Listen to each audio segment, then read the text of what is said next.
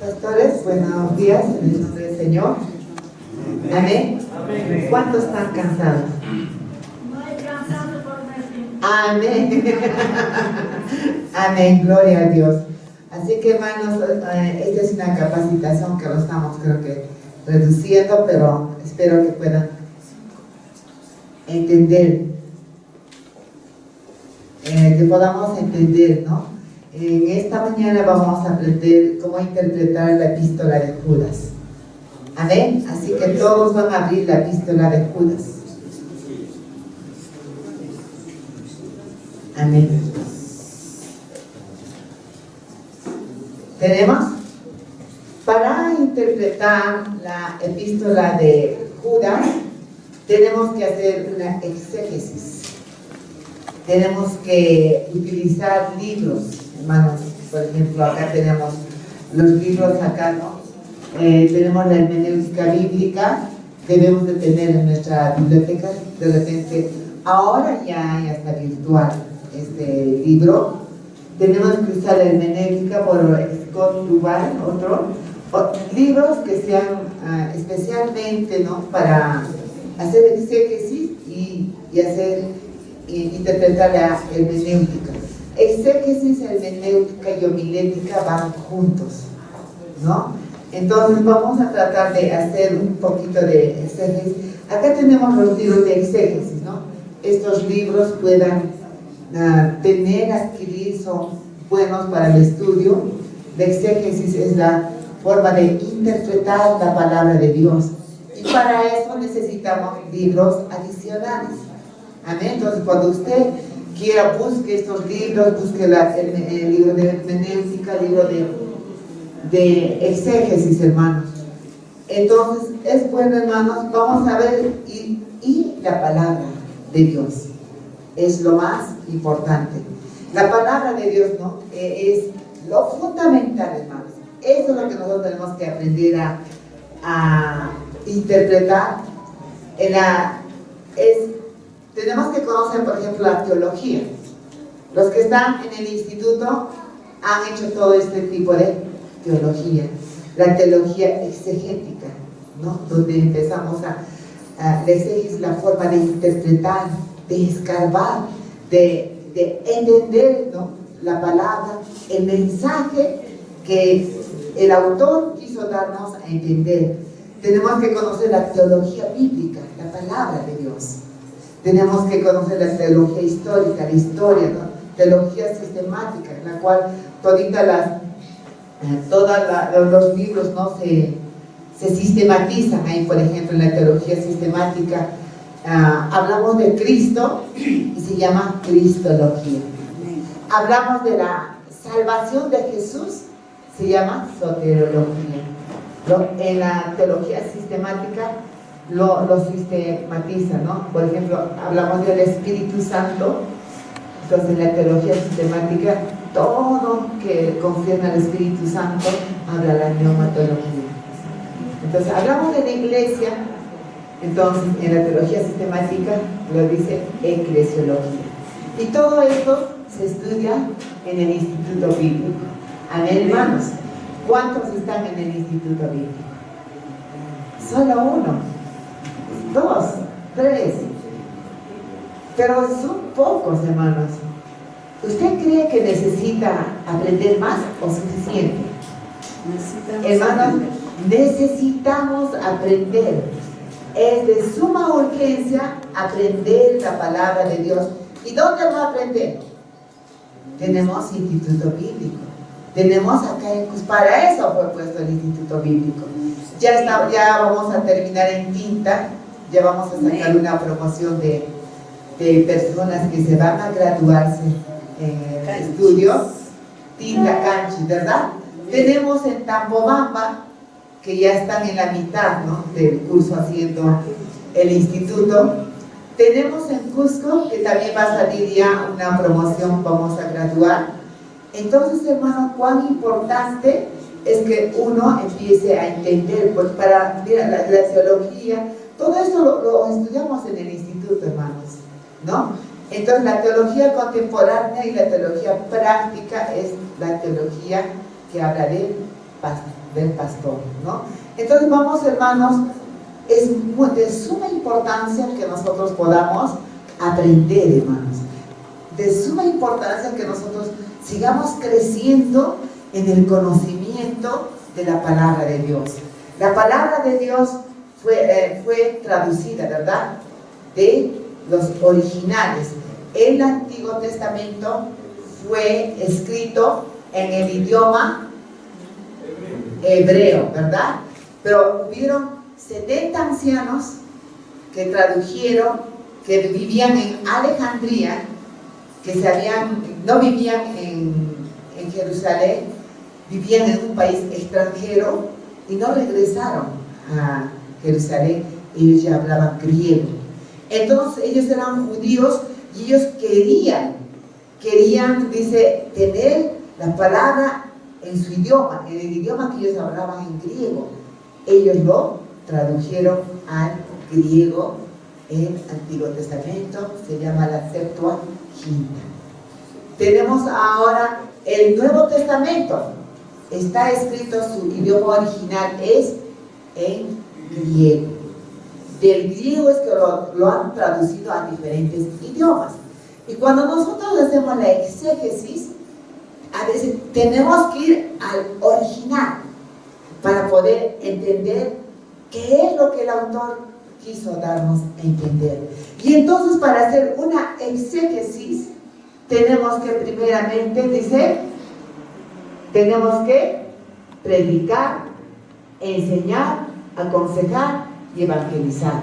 Son los 4 pasos. Vamos a ver más. Dice, para tener la conversión y la transformación, la interpretación de la palabra. La exégesis es interpreta la palabra de Dios. Hace teología al interpretar. ¿Para qué? Para comunicar el mensaje tal cual es. ¿Para qué? Para edificar a la iglesia, ¿no? Para la sociedad, para llevar la misión a la sociedad y sean transformadas. Entonces tenemos acá la exégesis. ¿Qué hace la exégesis? Va al original, ¿no? A la palabra original. Especialista en extraer. ¿Qué extrae? El mensaje que se tiene que dar. En la hermenéutica dice, ¿no? La hermenéutica la palabra de Dios fue escrita en ese tiempo. Podríamos decir, hace 2000 años. Pero ¿cómo la hermenéutica lo trae para el tiempo actual? ¿Cómo lo traduce? ¿Qué es lo que nosotros traemos para el tiempo actual? Lo actualiza todos, ¿no? A ese tiempo, ¿cómo hace ese puente hermenéutico? ¿Cómo lo va a interpretar para ese tiempo? Y solamente para ese tiempo pasamos los principios que no cambian. Vamos a ir, la interpretación dice, primeramente, dice, cuando nosotros queremos interpretar un libro, por ejemplo, ahora vamos a ir a Judas, tenemos que leer todito, solo son 25 pasajes, ¿no? Entonces todo ese versículo tenemos que leer. Queremos de repente interpretar, queremos estudiar el Evangelio de Juan. Para poder entender el Evangelio de Juan, tenemos que leer todito el Evangelio de Juan. ¿Qué es lo que el autor quiso decir, quiso dar a entender? ¿Qué es lo que Juan quiso dar a entender de Cristo? ¿Verdad? Vemos ahí la cristología de Juan, defendiendo, mostrando que Jesús es Dios. Entonces, para poder entender, tenemos que leer todo, hermanos. Todo. No podemos agarrar un versículo y querer entender. Si es posible, tienes que ir desde el primer capítulo, tenemos que leer. O si nos toca de repente, digamos, predicar Juan 14, entonces yo tengo que retroceder a el 13. ¿Qué quiso decir? Al contexto. Regresar. Para poder entender el mensaje, tenemos que ir al contexto. ¿Qué seguía adelante? O de repente se cortó ahí y ahí empezó el mensaje, ¿no? Otro mensaje. Entonces, hermanos, para poder interpretar tenemos que leer todo el libro. Todo el libro. Tenemos que ir al original.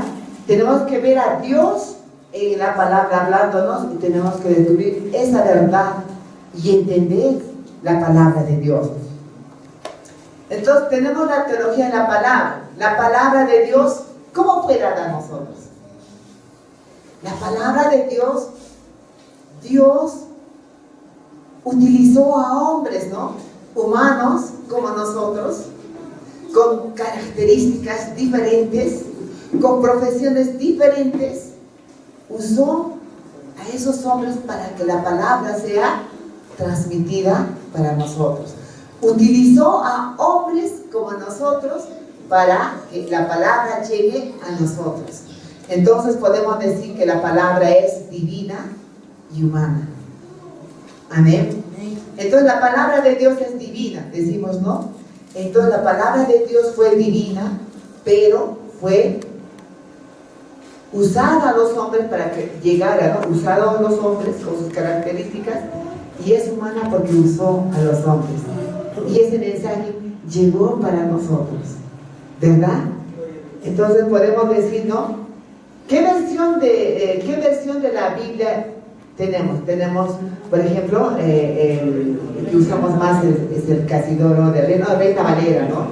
La Reina Valera, ¿no es cierto? Es para que estos libros fueran, por ejemplo, Reina Valera ha usado, tenemos los dos textos críticos y textos receptus, eran dos libros griegos antiguos, que se dividieron en esos dos libros, y para poder, que se llama, interpretar la palabra de Dios. Entonces vemos acá que, por ejemplo, Reina Valera, vamos a ver acá, Reina Valera tomó el Textus Receptus crítico, que es un texto griego antiguo. Estos textos receptus recibieron unos hermanos, Abraham y Eliezer, en 1633. Ellos recibieron y habían encontrado, dice, estos textos antiguos, que se llama con Códice Cedecea, que ellos tenían. De ese libro, Reina Valera agarra para interpretar al español. Y vemos acá, ¿no? Acá dice en el Nuevo Testamento, no habían copistas, no habían escritores como en el Antiguo Testamento.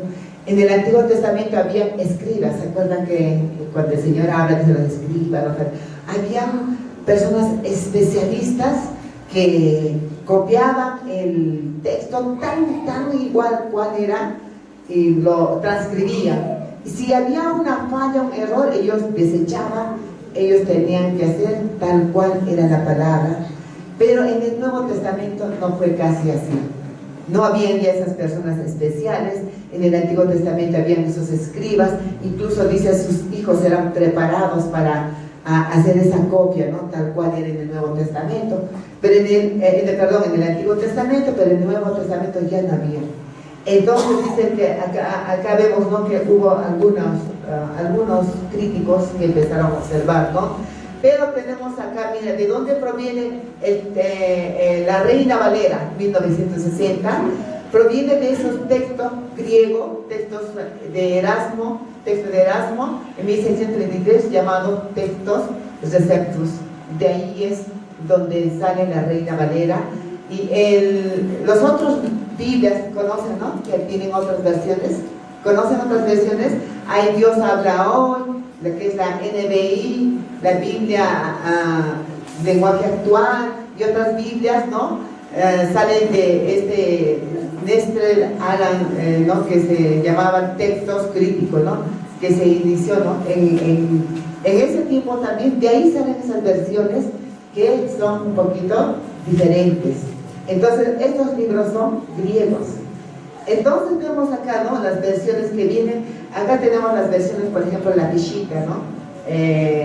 Tenemos acá la Reina Valera. Tenemos aquí la Biblia de las Américas, que son diferentes versiones. Y tenemos acá, ¿no? Del Nuevo Testamento. Tenemos acá las otras Biblias, ¿no? Las versiones de Dios habla hoy, la NBI, también de la Santa Biblia. Tenemos las diferentes versiones que provienen del Textus Crítico, ¿no es cierto? Esos son Biblia, son textos griegos, ¿no? De las originales que los traductores tomaron para traducir. Tenemos acá la Reina Valera. La Reina Valera nosotros usamos más, porque dice, la Reina Valera tiene 5 ciclos, ¿no? 5 ciclos que tienen una antigüedad de 5 ciclos. Tiene un sentido, dice que se acerca más al original. La Reina Valera tenemos, dice, palabras, por ejemplo, teológicas que nosotros usamos, ¿no? Por ejemplo, tenemos ¿qué se llama? La salvación, usamos la fe y palabra, gloria a Dios, aleluya. Son palabras que se conservan originalmente, en cambio en las otras versiones han cambiado. Entonces por ahí que se usa y se dice que, por ejemplo, la mayoría tenemos la Reina Valera, y dice que han hecho unos estudios a la Reina Valera, y en esos estudios han encontrado el 1 al 2% algunos errores, pero en los otros libros han sido más. Por eso es que nosotros usamos más la Reina Valera, porque tiene textos antiguos que se conservan. En cambio, en las versiones anteriores ya no hay, ¿no? Esas versiones o esas palabras teológicas que seguimos usando, ¿no? Entonces, ¿qué tenemos? La autoridad, ¿no? La facultad del ministerio eclesiástico al mundo canónico, ¿no? Vemos acá, ¿no? Por ejemplo, la Biblia se escribió en un diferente, hace 2000 años. Tenía una cultura diferente, ¿no? Estaba en un idioma que no es castellano, está en el idioma hebreo y griego, algunas partes, ¿no? En arameo.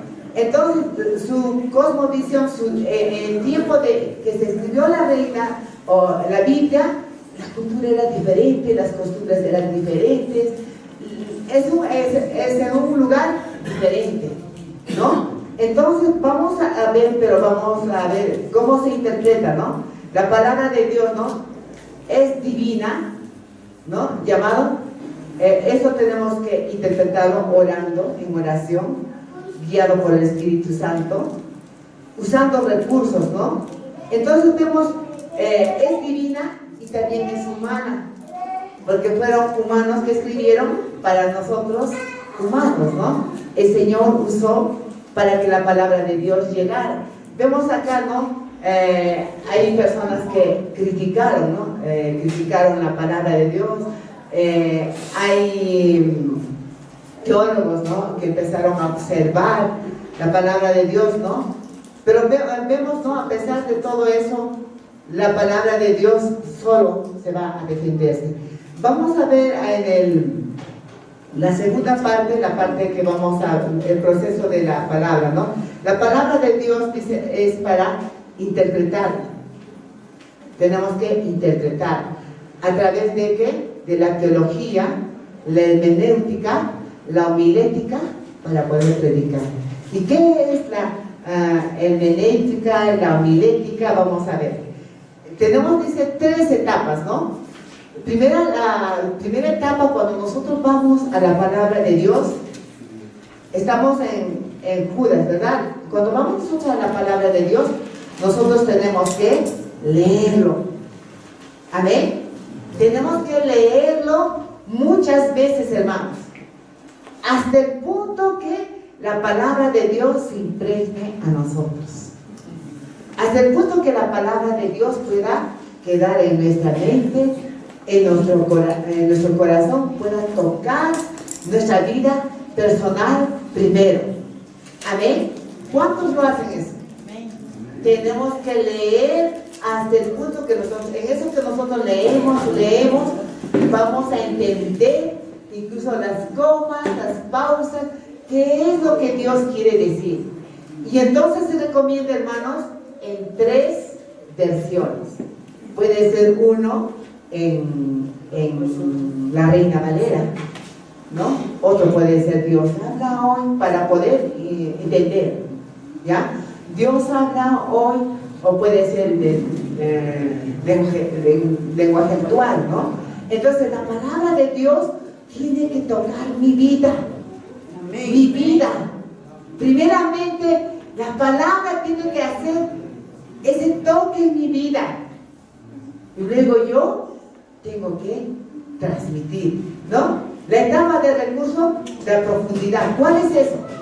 Cuando yo lo he leído y la palabra de Dios ha quedado en mí, entonces voy a empezar a interpretar, a entrar y hacer exégesis. La etapa dice, ¿no? Primero, ¿no? Empiezo a, por ejemplo, la palabra, hay palabras que entre el griego, fe es un principio. ¿Qué quiere decir fe? Creer, confiar en la palabra de Dios, por más que yo no lo vea. ¿Y qué quiere decir? Entonces, entro, ¿no? Voy escarbando, ¿qué más quiere decir fe? Pero una vez que yo voy, ¿no? Haciendo el estudio, va quedando en mí, y Dios va haciendo también en mí. Yo voy entendiendo qué es la fe para yo poder creer en el Señor. Y eso que yo voy a entender, voy a recién transmitir. Amén. Una vez que yo estoy haciendo todo esa etapa, puedo recién usar algunos comentarios que recién, después que Dios me ha hablado a mí, después que yo estoy escarbando, recién puedo usar los comentarios que dice, para poder comparar o tomar algunas partes importantes para poder añadir a mi estudio profundo que yo estoy haciendo. ¿Amén? Amén. Entonces dice, tenemos 9 pasos para poder interpretar. Primero, yo leo, ¿verdad? ¿Hasta qué? ¿Hasta qué? Que yo pueda entender, la palabra pueda impregnarse en mi mente, en mi corazón, para yo entender la lectura. Después de eso, hago la estructura. ¿Qué es la estructura? Las palabras claves, las palabras resaltantes, el mensaje. Voy armando la estructura. Vamos a ver luego el ejemplo, ¿no? ¿Para qué? Veo luego el contexto. ¿Cuál fue el contexto?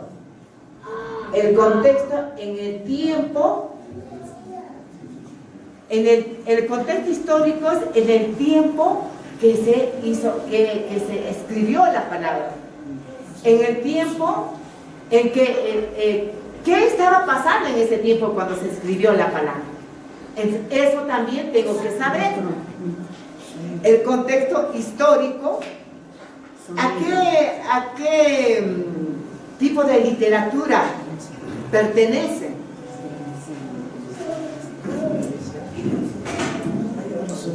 ¿A qué tipo de literatura pertenece, no?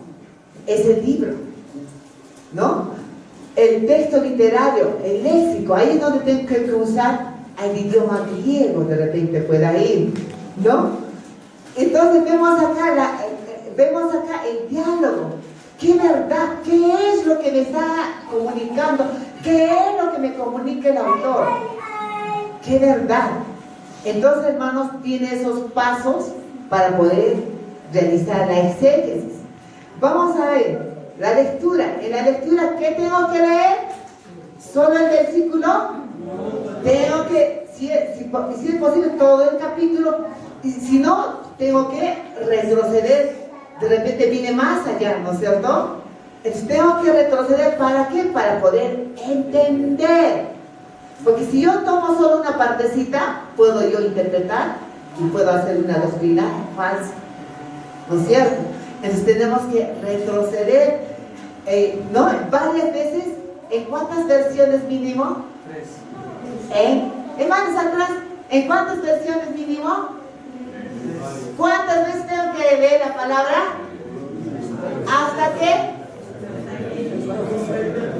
Primeramente Dios me tiene que hablar a mí que yo...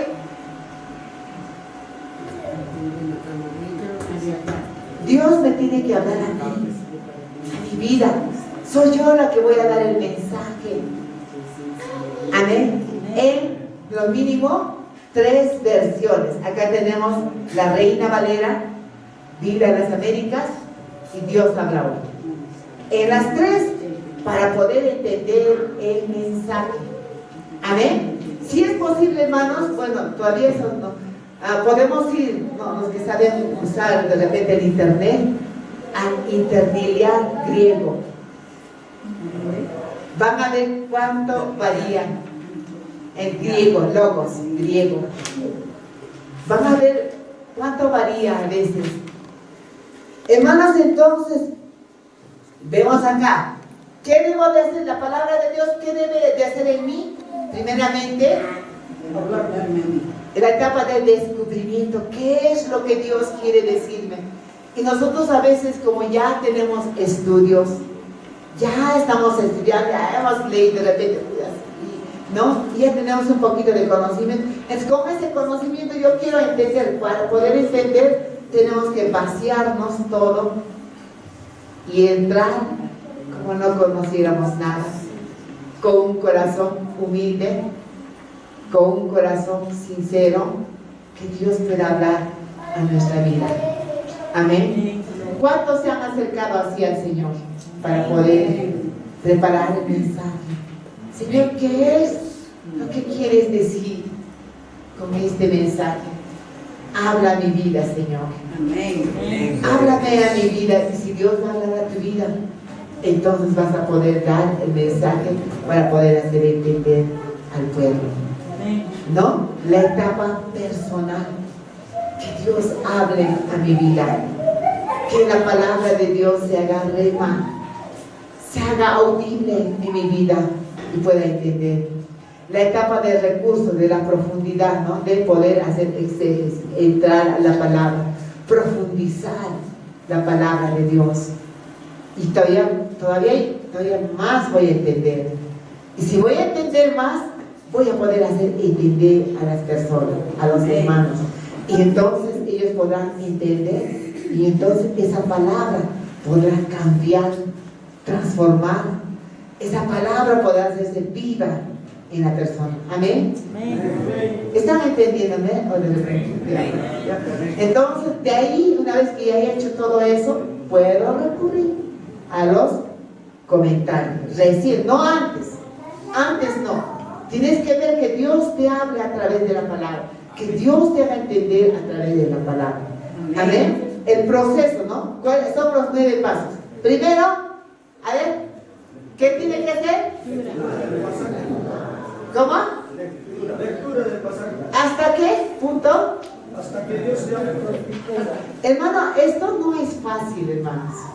Esto no lo puedes preparar en 1 hora. No, hermanos.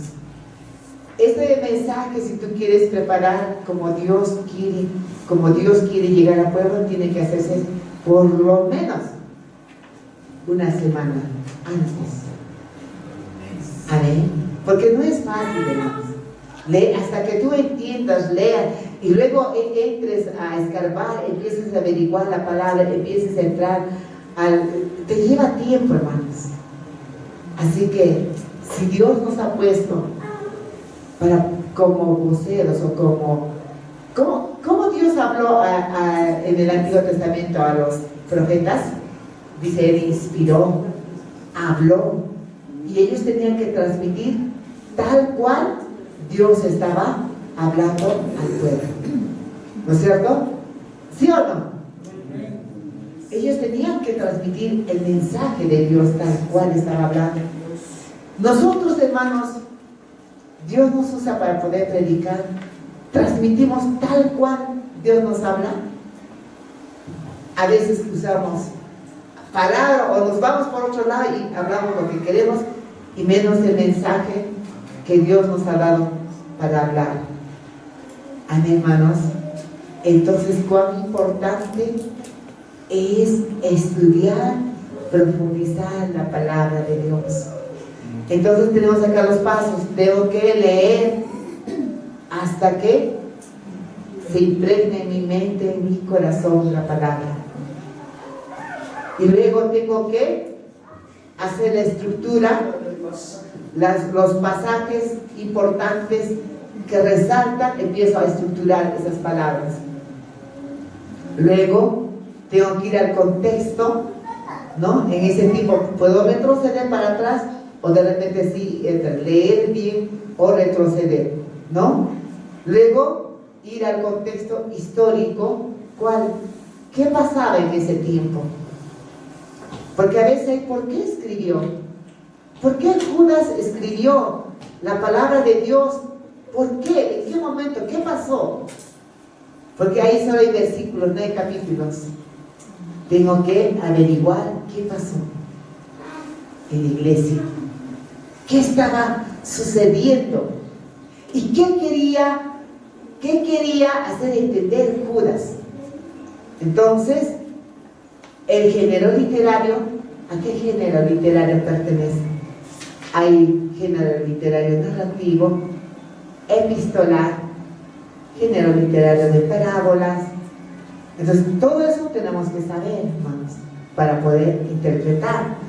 Tenemos el léxico, ¿no? Que usamos el griego, podemos profundizar el castellano también, ¿no? La Biblia, ¿no? El diálogo, la verdad. Todos esos pasos, 9 pasos, tenemos que seguir. Vemos acá los materiales que tenemos que usar. ¿Qué materiales? Mira, acá tenemos un comentario.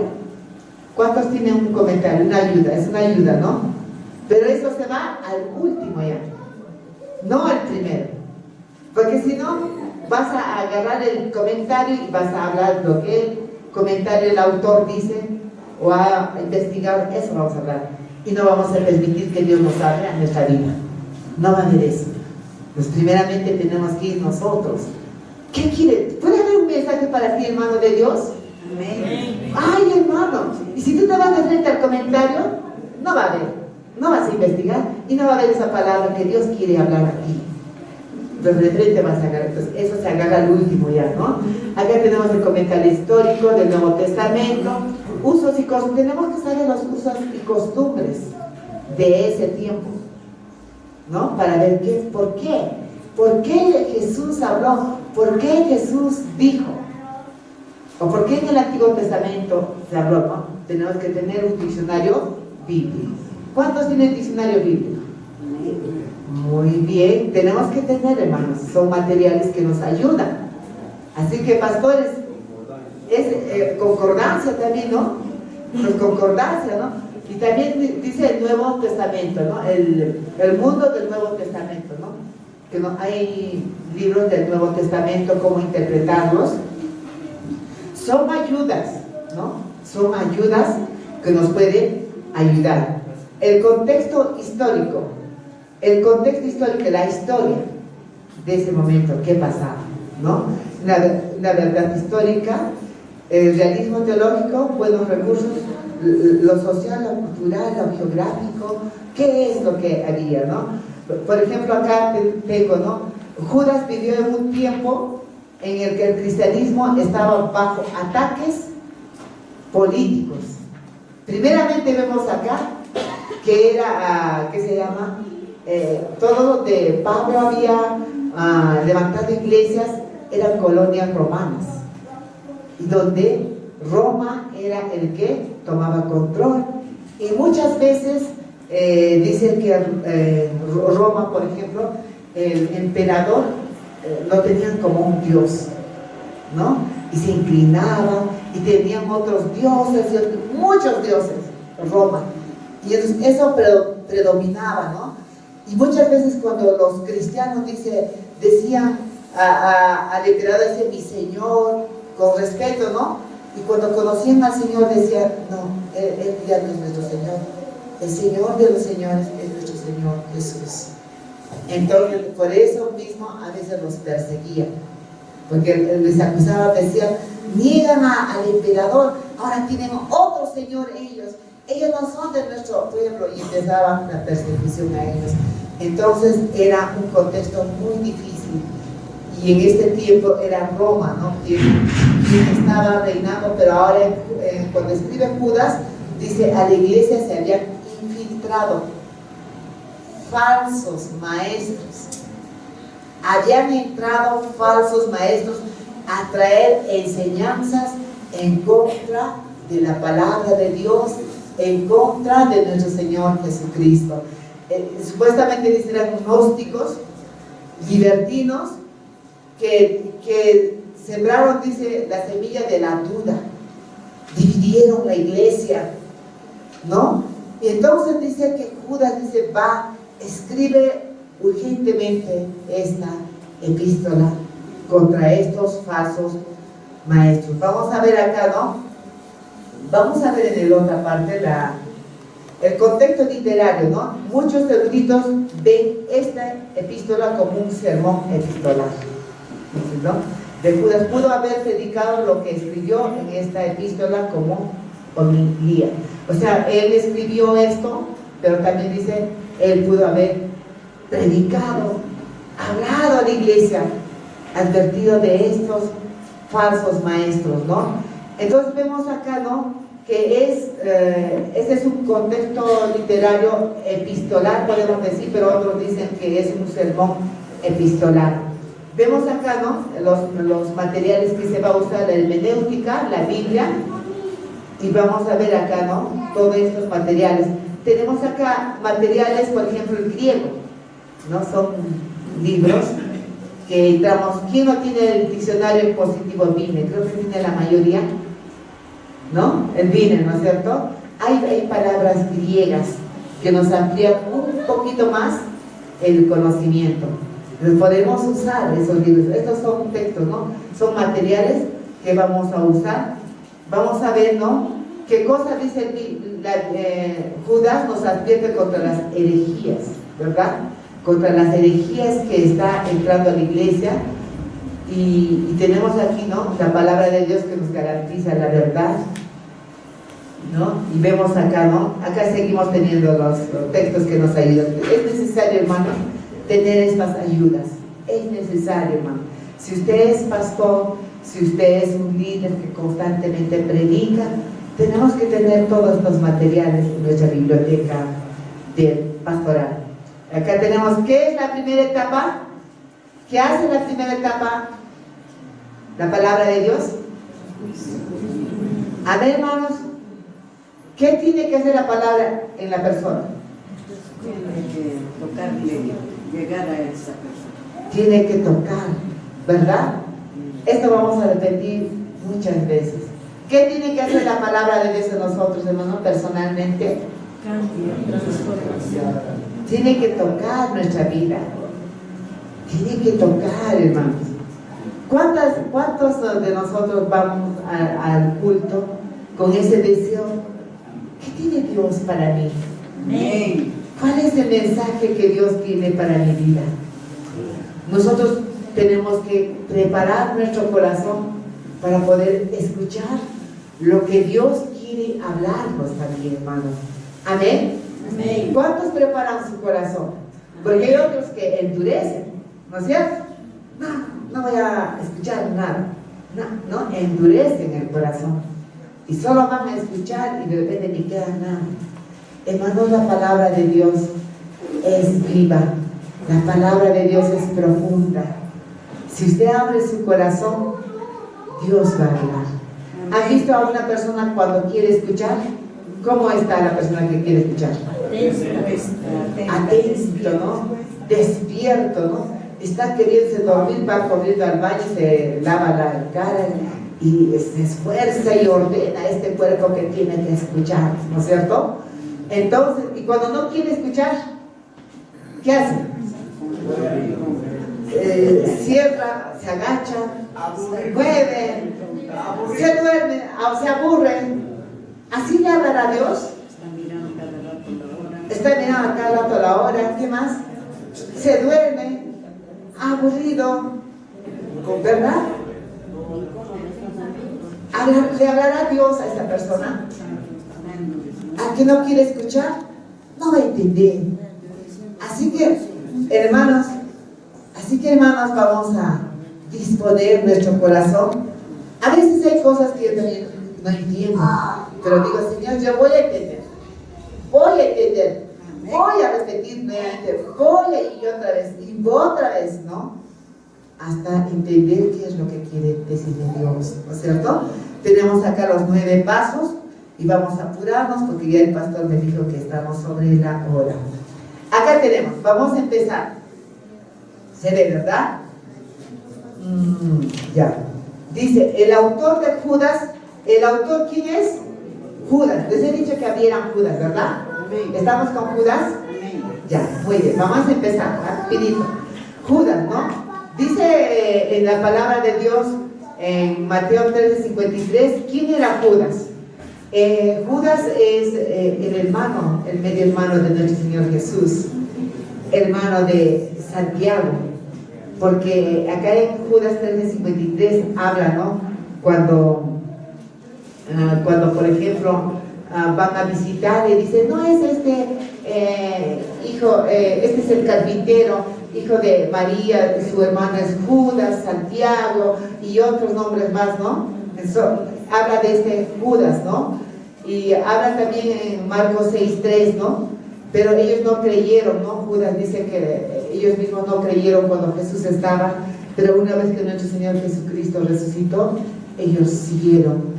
Por ejemplo, Jacobo, que era hermano de Jesús, también fue el líder en el tiempo de la iglesia primitiva. Entonces Judas es un medio hermano de nuestro Señor Jesucristo, ¿no? Pero dice, ¿no? Acá dice, ¿no? Después de la resurrección el que estuvo en el aposento alto, los nietos de Judas fueron líderes eclesiales y el emperador Domiciano los interrogó 96 años después de Cristo, pero fueron liberados y que el reino de Cristo llegara al final del mundo y no hay ninguna amenaza, ¿no es cierto? Destinatario, ¿para quién están escribiendo Judas? A la iglesia cristiana. En la mayoría dice eran judíos que gentiles. Usaron el Antiguo Testamento. La historia de judía lo llama que a los cristianos, a la congregación alrededor del ministerio de los obispos, ¿no? En el tiempo de Pablo, cuando él fundó las iglesias, él puso obispos, ancianos, ¿no es cierto?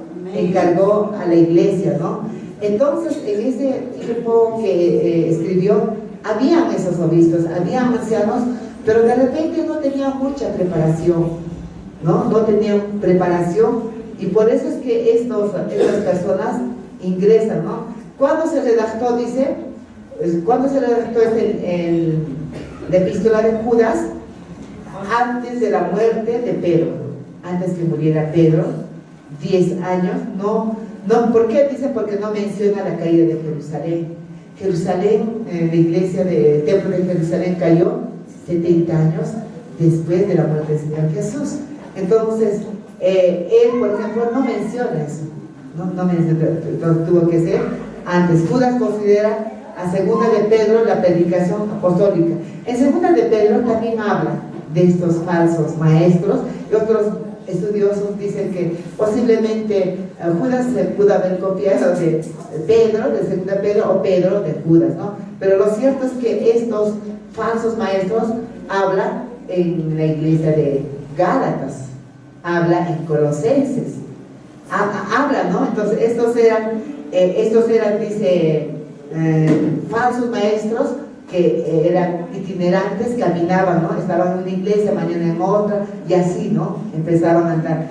Este manuscrito de Judas se redactó en Palestina, posiblemente en Palestina, ¿no? ¿Cuál era el propósito de este libro? La defensa de la fe, la edificación de la fe, ¿no? Mejorar la conversión del nuevo nacimiento y profundizar el contenido de la práctica de la fe cristiana. Que ellos luchen, ¿no? Y acá tenemos el proceso para poder entrar nuevamente en los 3 pasos, ¿verdad? ¿No? Así que no tienen que olvidarse, hermanos, los 3 pasos tenemos que leer hasta que se impregne en nosotros, hasta que Dios nos hable, hasta el punto que de repente nosotros ya lo sabemos de memoria, la escena, lo que pasa, ¿no? Y luego ya armamos la estructura, ¿no? El contexto, si ahí está delimitado o tenemos que retroceder, el contexto histórico, literario, léxico, ¿no? Entonces vamos a preparar, para poder, acá está, para poder entrar, para interpretar la palabra de Dios, tenemos que preparar nuestro corazón. Amén. Cuán importante es preparar nuestro corazón, hermanos. ¿Cuántos han experimentado cuando Dios les habla? Cuando preparamos nuestro corazón, cuando nos humillamos y decimos, Señor, habla. Si hay algo que tienes que corregir de mí, háblame, Señor. Entonces, cuando tú preparas tu corazón, entonces Dios va a hablar a tu vida. La palabra se va a hacer real en tu vida. Vemos acá, ¿no? En oración preparamos, ¿no? ¿No es cierto?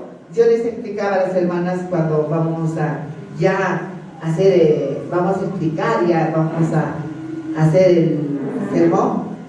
Oramos, ¿no? Pero esa oración no lo iniciamos allí, lo iniciamos cuando estamos preparando la palabra de Dios. Allí, ¿no? Allí tiene que empezar. Todo se inicia en la presencia de Dios. ¿Quieres que Dios te hable? En la presencia de Dios tenemos que aprender a humillarnos, a aprender a abrir nuestro corazón, aceptar si Dios nos habla en nuestra vida en la corrección. Todo empieza allí, ¿no? Pidiendo al Señor que nos guíe a través del Espíritu Santo. ¿Quién es el autor de la palabra? Que Dios nos hable, ¿no es cierto? El proceso de amor, el sermón, ¿no? Entonces, la segunda petición sería primeramente leer, ¿no? Leer y abrir nuestro corazón. Pedir al Señor que Dios hable. Úsenos nuestra vida. Use este cuerpo, ¿no? Este vaso de barro. La palabra de Dios que es oro, joya, podamos transmitir y entender hacer entender a las personas. Orar, ¿no? Orar el texto de la lectura divina, leer para escuchar. Leemos la palabra de Dios y paramos ahí. ¿Qué es lo que Dios quiere hablarnos? A nosotros, primeramente, a nosotros. Amén. Entonces, tenemos que meditar un rato, ¿no? Ver, pensar en la palabra y escuchar la voz. Muy bien. Ahora sí, tenemos que ser rápido. Ya. Entonces, hemos leído, no sé quién podía leer, podíamos leer para poder entender. Y ya estamos ya. Vamos a hacer rapidito, repente. ¿Quién tiene una voz así de una voz? Sí, todo, claro, todo. Vamos a tener que sacar de ahí qué es lo que se... Ay, ya, a ver. ¿Podemos leer o no? A ver, ¿quién tiene una voz así fuerte? A ver, ¿quién? A ver, parece, ya, léame fuerte, hermano. No pueden venir acá, todos con Judas, ¿ah? ¿Tiene el libro de Judas? ¿Estamos en el libro de Judas? Por favor, porque yo voy a preguntar, acá tengo la lista. ¿Dónde está la lista? Voy a traer. Las 6.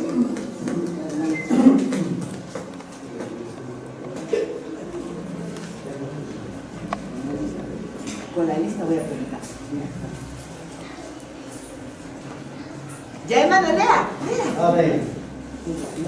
Judas, capítulo 1, todo el contenido, toda, ¿no?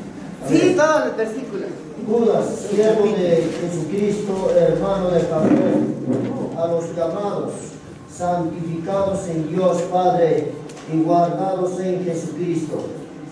Misericordia y paz y amor os sean multiplicados.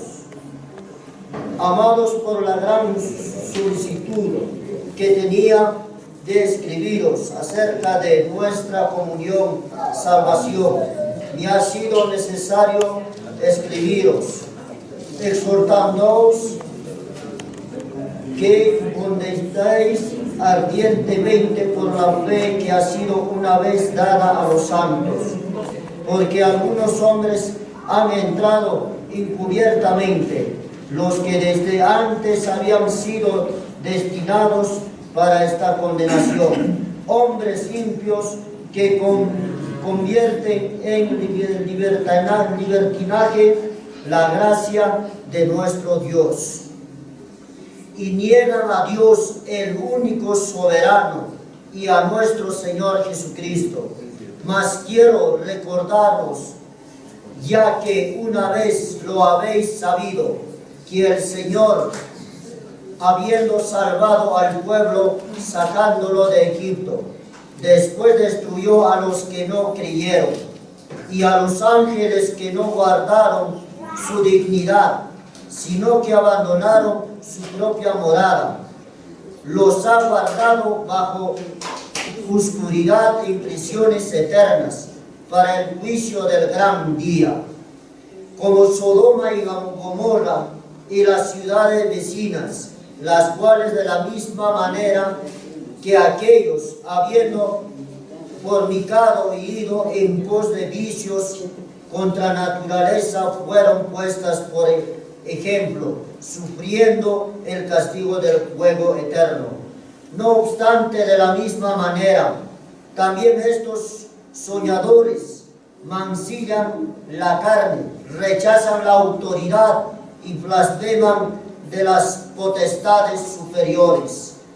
Pero cuando el arcángel Miguel contendía con el diablo, disputando con él por el cuerpo de Moisés, no se atrevió a proferir juicio de maldición contra él, sino que dijo: el Señor te reprenda. Ahí no, continúa Faustina Lucar. Pero estos blasfeman, 10. Pero estos blasfeman de cuantas cosas no conocen, y las que por naturaleza conocen se corrompen como animales irracionales. Fuerte. Hay de ellos porque han seguido el camino de Caín y se lanzaron por lucro en el error de Balaam y perecieron en la contradicción de Coré. Continúa, pastora Marcelina. 12. Amén. Estos son manchas en vuestros ágapes, que comiendo impúdicamente con nosotros se apacientan a sí mismos, nubes sin agua, llevadas de acá para allá por los vientos, árboles otoñales sin fruto, 2 veces muertos y desarraigados, fieras ondas del mar que espuman su propia vergüenza, estrellas errantes para las cuales está reservado eternamente la oscuridad de las tinieblas. De estos también profetizó Enoc, séptimo desde Adán, diciendo: he aquí vino el Señor con sus santas decenas de millares, para hacer juicio contra todos y dejar convictos a todos los impíos de todas sus obras impías que han hecho impíamente, y de todas las cosas duras que los pecadores impíos han hablado contra él. Estos son... Continúe, hermano Amílcar Rodríguez. Amén. Estos son murmuradores, querellosos, que andan según sus propios deseos, cuya boca habla cosas infladas, adulando a las personas para sacar provecho. Pero vosotros, amados, tened memoria de las palabras que antes fueron dichas por los apóstoles de nuestro Señor Jesucristo, los que os decían: en el postrer tiempo habrá burladores que andarán según sus malvados deseos. Estos son los que causan divisiones, los sensuales, que no tienen al Espíritu. Pero vosotros, amados, edificándoos sobre vuestra santísima fe, orando en el Espíritu Santo, conservaos en el amor de Dios, esperando la misericordia de nuestro Señor Jesucristo para vida eterna. Algunos que dudan, convencedlos; a otros salvad, arrebatándolos del fuego; y de otros tened misericordia con temor, aborreciendo aún la ropa contaminada por su carne. Edison continúa. 24. Gloria sea al Señor. Aquel que es todopoderoso para guardaros sin caída y presentaros sin mancha delante de su gloria con gran alegría. Al único y sabio Dios, nuestro Salvador, sea la gloria y majestad, imperio y poder, ahora por todos los siglos. Amén. Amén. ¿Han entendido, hermanos? Porque el tiempo nos apremia. ¿Qué es lo que nos está hablando? Vamos a hacer la idea central o la idea exegética. ¿Qué es lo que el autor quiere decirnos? Amén. ¿Qué es lo que nos quiere decir? ¿Quién ha entendido? Que nos guardemos de... ¿Quién está hablando primeramente? Es Judas. ¿Qué mensaje está hablando? Que nos guardemos de falsas doctrinas y de maestros falsos también. Amén. Ya que nos guardemos de falsas doctrinas, de falsos maestros. Atrás Hay exhortaciones y amonestaciones también. hay exhortación y amonestación. Acá por este lado Están características de los falsos maestros. ahí están las características, cómo son ellos, ¿verdad? Entonces vamos a hacer la idea exegética. Judas exhorta, pide a la iglesia que contienda y defienda la fe que tiene en Jesucristo. Advierte de los falsos maestros que se infiltraron en la iglesia, que recibirán juicio, condenación, mas Dios promete guardar a sus hijos. ¿Eso quiere decirnos? ¿Amén? Quiere decirnos, esa es la idea exegética, lo que quiere advertir Judas. Ahora vamos a hacer la estructura, ¿no? Vamos a hacer de cuenta que hemos leído muchas veces, hemos entendido y vamos a sacar las ideas principales. Primeramente, versículo 1 y 2, promete guardarnos Jesucristo. ¿Nos promete guardar? Amén. ¿Dios promete guardar? Amén. Hablan verdad. 2, dice, ¿no? La defensa de la fe para su salvación. Él quiere que defendamos la fe. Amén. Versículo 3, 4, vamos tomando. Juicio del Señor para los apóstatas. Está hablando de un juicio. Va a haber un juicio para los apóstatas. Y lo menciona en el Antiguo Testamento lo que pasó también, ¿no es cierto? Ánimo para los creyentes. Del versículo 17 al 23. Estamos sacando las ideas principales. El Señor guarda a su pueblo, ¿no? Él guarda. Del 24 al 25. Eso es la estructura. ¿De dónde estamos sacando? De la palabra. De ahí estamos extrayendo. Vamos a ir. Ahora, ¿cuál es el puente hermenéutico? De lo que estaba en el Antiguo Testamento, vamos a pasar a lo actual. ¿Y qué vamos a pasar? ¿Cómo vamos a pasar? Vamos a pasar los principios. Amén. ¿Cuál es el principio acá? ¿Qué encontramos? Vamos a hacerlo rápido. ¿Qué principios encontramos a leer acá? A ver, alguien que se dé cuenta. Hay fe. La fe de allá cambia. La fe de acá necesitamos. Es la misma fe. ¿Verdad? ¿Qué más hay? ¿Habrá amor? ¿En qué versículo? Tiene que seguirse la palabra. Doctrina. La doctrina. La enseñanza de Cristo. Doctrina. Ya. ¿Qué más hay? Doctrina. Entonces, en el puente hermenéutico, por ejemplo, puede haber oración. Aquella vez necesitábamos orar. ¿Se necesita orar? Necesitamos orar. Necesitamos la fe. ¿No? Entonces vamos a hacer rapidito, ya vamos a hacer el bosquejo. En el bosquejo tiene que ir el tema, primeramente. ¿Cuál es el tema? Tema, defensa de la fe. Amén. ¿Está bien? Amén. Defensa de la fe. ¿Cuál es el texto? Del versículo 1 al 25, ¿verdad? Son versos, no hay capítulos. Entonces, ¿cuál es la introducción? En la introducción podemos hablar algo real que pasa en este tiempo. Amén. ¿En este tiempo pasa? ¿No pasa? Sí pasa. Bueno, yo quiero decir algo chiquito, ¿verdad? Chiquito nomás. Hace tiempo, cuando nosotros no teníamos pastor, vino un pastor de Bolivia. Entonces nosotros pensábamos que todos los pastores pues tenían esa característica de enseñar, de cuidar, ¿no? Y lo recibimos, ¿no? Lo recibimos.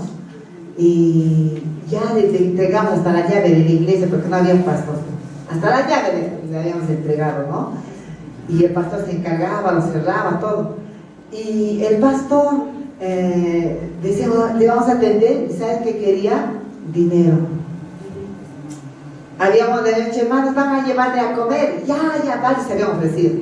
Pastor, ¿a qué hora va a estar? A las 12. A las 12, el pastor no estaba a las 12. Se había ido. Entonces, y los hermanos esperando, y ya pues cansados se iban, ¿no? Y el pastor venía a quejarse a la tesorera. ¿Así tratan a nuestro pastor? Ni le dan comida, nada.